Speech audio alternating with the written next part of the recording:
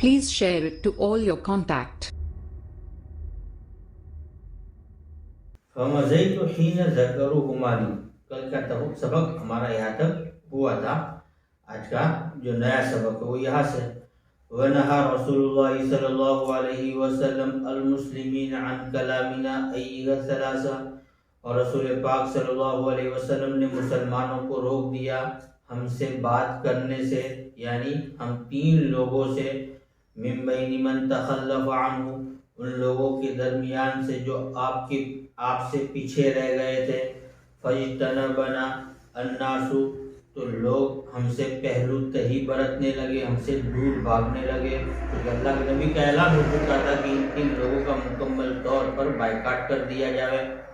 وتغیروا لنا, اور لوگ ہمارے لیے بدل گئے, یعنی کل جو ہمارے دوست تھے خیر خواہ تھے وہ بھی آج ہم سے دور بھاگنے لگے. حتی تنکرت فی نفسی الارض, یہاں تک کہ میری نظر میں, میرے دل میں, یعنی میری نظر میں زمین بھی بدل گئی. گویا کہ ایسا محسوس ہو رہا تھا. فما ہی التی اعرف, وہ زمین وہ نہیں ہے جس کو میں جانتا ہوں. یعنی گویا کہ وحشت اور غم کا اتنا بوجھ تھا دماغ پر کہ اپنا علاقہ بھی وحشت زدہ اور اجنبی معلوم ہونے لگا. فلبثنا علی ذلک 50 لیلۃ, اس حالت پر ہم 50 راتیں رہے. فاما صاحبای فاستکانا, جہاں تک میرے دو اور ساتھی جو اس امتحان میں مبتلا تھے وہ تو تھک کے ہار کے بیٹھ گئے. استکانہ کہتے ہیں تھک جانا, ہمت ہار جانا. وقعدا فی بیوتہما, اور وہ اپنے گھروں میں بیٹھ گئے. یبکیان, وہ دونوں رونے لگے. واما انا, جہاں تک میری بات ہے, فکنت اشب القوم, تو میں قوم میں, یعنی ان تین قوم سے مراد میں اور میں وہ دونوں ساتھی, تو کہہ رہے کہ ان لوگوں میں سب سے زیادہ جوان, سب سے زیادہ ہمتور, سب سے زیادہ مضبوط تھا. وَأَجْلَدَهُمْ, اور سب سے بڑا طاقتور تھا. فَكُنْتُ أَخْرُجُ, تو میں ہمت نہیں ہارا بلکہ ان حالات کا میں مقابلہ کرتا رہا. اور کیسے مقابلہ کرتا رہا؟ فَكُنْتُ أَخْرُجُ, تو میں گھر سے نکلتا تھا. فَأَشْهَدُ الصَّلَاةَ مَعَ الْمُسْلِمِينَ, میں مسلمانوں کے ساتھ نماز میں حاضر رہتا تھا. وَأَطُوفُ فِي الْأَسْوَاقِ, اور بازاروں میں گھومتا پھرتا تھا. یعنی عام حالات کی طرح میں اپنی زندگی گزار رہا تھا, اس میں کوئی فرق آیا نہیں تھا. لیکن چونکہ اللہ کے نبی کا فرمان ہو چکا تھا اور پورے صحابہ نے اس فرمان کو لے لیا تھا, تو اس کا اثر یہ تھا وَلَا يُكَلِّمُنِي أَحَدٌ, کوئی مجھ سے بات نہیں کرتا تھا. میں سب جگہ جاتا تھا, مسجد میں, بازاروں میں, لیکن کوئی بھی مجھ سے بات نہیں کرتا تھا. پھر اخیر میں ہوتا یہ تھا وَآتِي رسول اللہ صلی اللہ علیہ وسلم, اور میں رسول پاک صلی اللہ علیہ وسلم کے پاس آتا. یعنی گویا کہ آپ کی مجلس جہاں لگی ہوئی ہوتی یا نماز میں اللہ کے نبی جہاں کھڑے ہو کر نماز پڑھتے وہاں میں آتا. فَأُسَلِّمُ عَلَيْهِ, تو میں آپ کو سلام کرتا. وَهُوَ فِي مَجْلِسِهِ بَعْدَ الصَّلَاةِ, اس حال میں کہ اللہ کے نبی اپنی مجلس میں بیٹھے ہوئے ہوتے تھے نماز کے بعد. فَأَقُولُ فِي نَفْسِي, تو میں اپنے دل میں کہتا تھا هَلْ حَرَّكَ شَفَتَيْهِ بِرَدِّ السَّلَامِ عَلَيَّ أَمْ لَا, کہ اللہ کے نبی نے اپنے ہونٹوں کو حرکت دی ہے یا نہیں دی ہے سلام کا جواب دینے سے یا نہیں. یعنی میں گویا کہ اللہ کے نبی کی ایک ایک ادا پر نظر رکھتا تھا کہ اللہ کے نبی اندر سے خوش ہے کہ نہیں ہے. تو اس کا ایک طریقہ یہ تھا کہ میں سلام کرتا اور دیکھتا کہ اللہ کے نبی وہ اپنے ہونٹوں کو جواباً ہلا رہے کہ نہیں. ثم اصلی قریبا منہ, پھر میں اللہ کے نبی کے قریب کھڑے ہو کر نماز پڑھتا. فاسارقه النظر, اور اللہ کے نبی سے نظر کو چرا تھا. یعنی ساری کیفیت بیان کر رہے ہیں, اس میں کوئی گویا کہ چیز چھپا نہیں رہے ہیں. حالانکہ نماز میں ہوتے تھے لیکن نماز میں پورا دھیان ان کا اس طرف ہوتا تھا کہ اللہ کے نبی میری طرف دیکھتے ہیں کہ نہیں دیکھتے, اللہ کے نبی کی نماز کی حالت میں میرے بارے میں کیا رہتی ہے. تو گویا کہ میں اللہ کے نبی سے نظر کو چراتا. فَإِذَا أَقْبَلْتُ عَلَى صَلَاتِي تو جب میں اپنی نماز کی طرف متوجہ ہو جاتا. اقبل الیہ تو اللہ کے نبی میری طرف متوجہ ہوتے، میرے حلیے کو دیکھتے، میرے جسمانی کیفیت کو دیکھتے کہ آپ کا ابھی کیا حال ہے. وَإِذَا الْتَفَتْتُ نَحْوَهُ اور اچانک میں آپ کی طرف متوجہ ہو جاتا، آپ کی طرف نظر کرتا. اعرض عنی تو اللہ کے نبی مجھ سے اعراض کر لیتے. حتی اذا طال علی من جفوۃ الناس جفا یجفو جفوۃ میں نے بے رخی، یہاں تک کہ جب مجھ پر یہ یعنی لوگوں کی بے رخی طویل ہو گئی اور لوگ کہیں بات کرنے کے لیے مجھ سے تیار نہیں تھے. حتی تصورت جدار حائط ابی قتادہ تو ایک دن اچانک میں میرے ابو قتادہ کے باغ کی دیوار پر میں چڑھا. وہو ابن عمی اور وہ میرے چچیرے بھائی تھے. وَأَحَبُّ النَّاسِ إِلَيَّ اور وہ لوگوں میں میرے نزدیک سب سے محبوب تھے. تو میں نے سوچا کہ لاؤ کوئی تو بات کرنے کے لیے تیار نہیں ہے، میرے اس محبوب چچیرے بھائی کے پاس جاؤ اور تھوڑا دلاسا لے لوں، تھوڑی تسلی لے لوں. لیکن یہاں بھی کچھ معاملہ ہی الگ تھا. فسلمت علیہ تو میں نے ان کو سلام کیا. فواللہ اللہ کی قسم ما رد علیہ السلام انہوں نے بھی مجھ کو سلام کا جواب نہیں دیا، چونکہ ان کے سامنے تو اللہ کے نبی کا فرمان تھا، اللہ کے نبی کا حکم تھا. فقلت تو میں نے کہا یا ابا قتادہ اے ابو قتادہ انشدک باللہ میں تم کو اللہ کا واسطہ دیتا ہوں. هل تعلمنی احب اللہ ورسولہ کیا تم مجھے نہیں جانتے ہو کہ میں اللہ اور اس کے رسول سے محبت کرتا ہوں؟ یعنی تم تو جانتے ہو نا میرے دل میں کوئی نفاق، میرے دل میں کوئی کھوٹ نہیں ہے، پوری دنیا ادھر سے ادھر ہو جائے لیکن تم تو میری دلی کیفیت کو بھی جانتے ہو. تو تمہارا یہ رویہ، تم تو یہ سمجھ لو کہ یہ کعب جو ہے وہ منافق نہیں ہے اور کعب تو اللہ کے نبی اور اللہ کے رسول کا بڑا ہمدرد ہے. اس بات کو تم دل سے جانتے ہو تو اس موقع پر تم تو دلاسا دے دو، تم تو مجھ سے بات کر لو. فسکت لیکن وہ خاموش رہے، کوئی جواب نہیں دیا. فعدت له پھر میں نے دوبارہ ان سے یہی بات کہی. فنشدته پھر میں نے ان کو اللہ کا واسطہ دیا. فسکت پھر بھی وہ خاموش رہے. فعدت له پھر 6 بار میں ان کو یہ بات ان کے سامنے دہرائی. فنشدته پھر میں نے ان کو واسطہ دیا. فقال تو انہوں نے اخیر میں اتنا جواب دیا اللہ ورسولہ اعلم اللہ اور اس کا رسول زیادہ جانتا ہے کہ کعب تم آگے بات مت کرو، تمہاری محبت اللہ کے رسول کے ساتھ کیا ہے اللہ کا رسول زیادہ جانتا ہے. بہرحال جن سے گویا کہ اس ایسے سنگین موقع پر جن سے دلاسے کی امید تھی انہوں نے بھی سہارا چھوڑ دیا.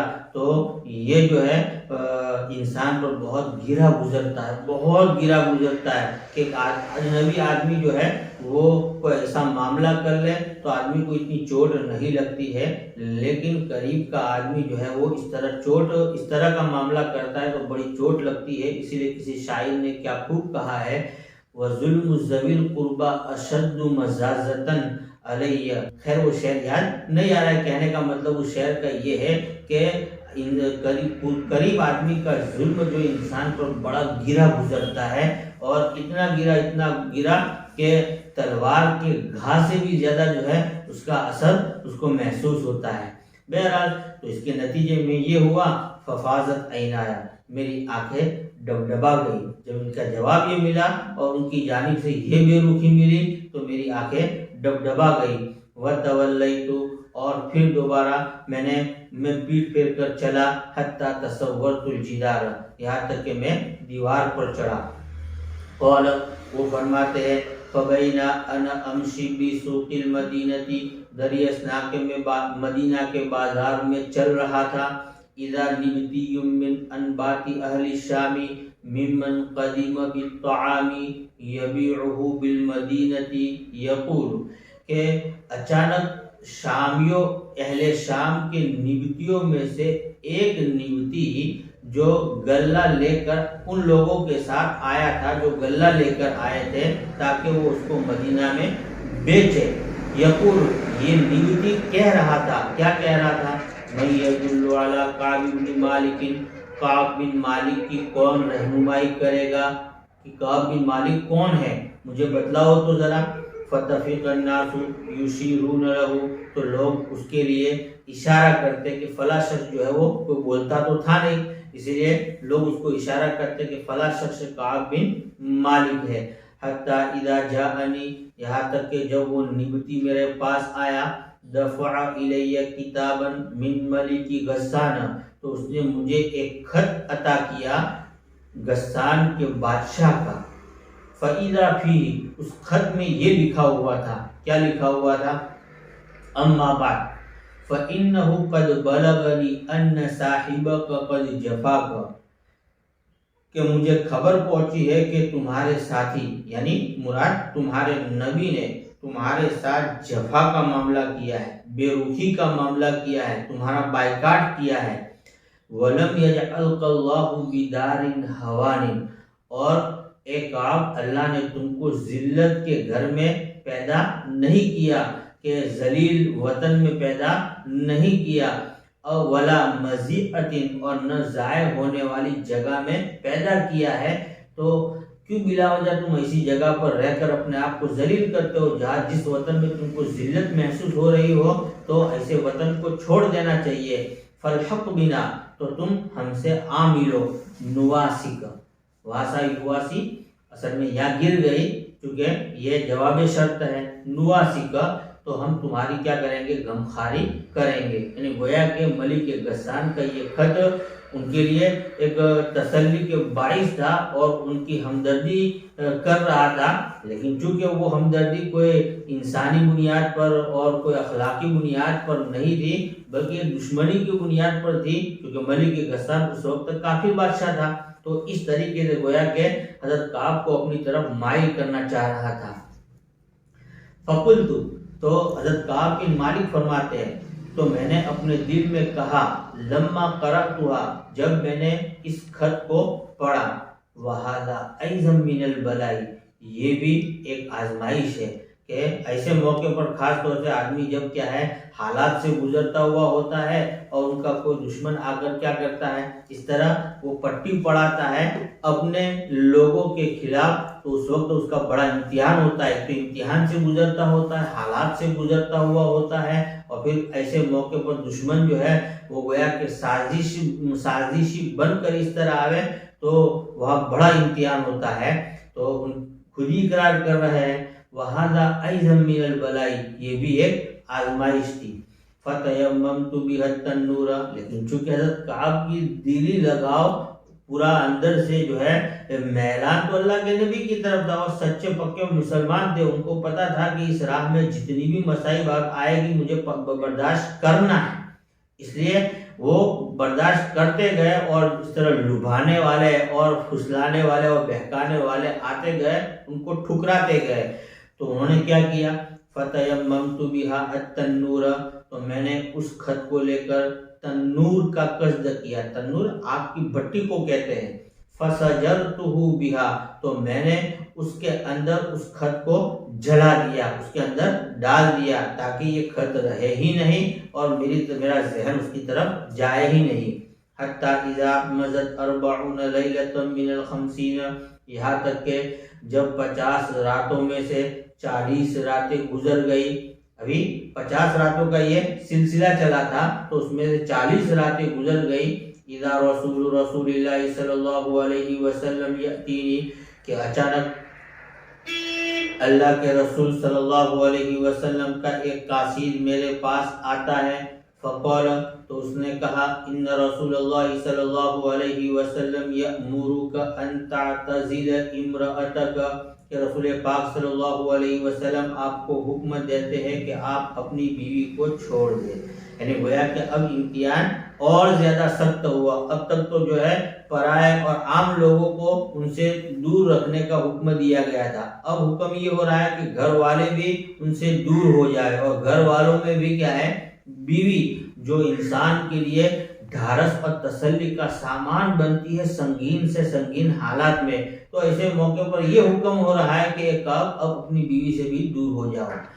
یأمرک ان تعتزل امرأتک، وہ آپ کو حکم دیتے ہیں کہ آپ اپنی بیوی کو چھوڑ دو. فقلت، تو میں نے کہا اطلقها ام ماذا افعل، میں اس کو طلاق دوں یا کیا کروں. اعتزال سے مطلب کیا ہے؟ چھوڑنے سے مطلب کیا ہے؟ طلاق دوں یا کیا کروں؟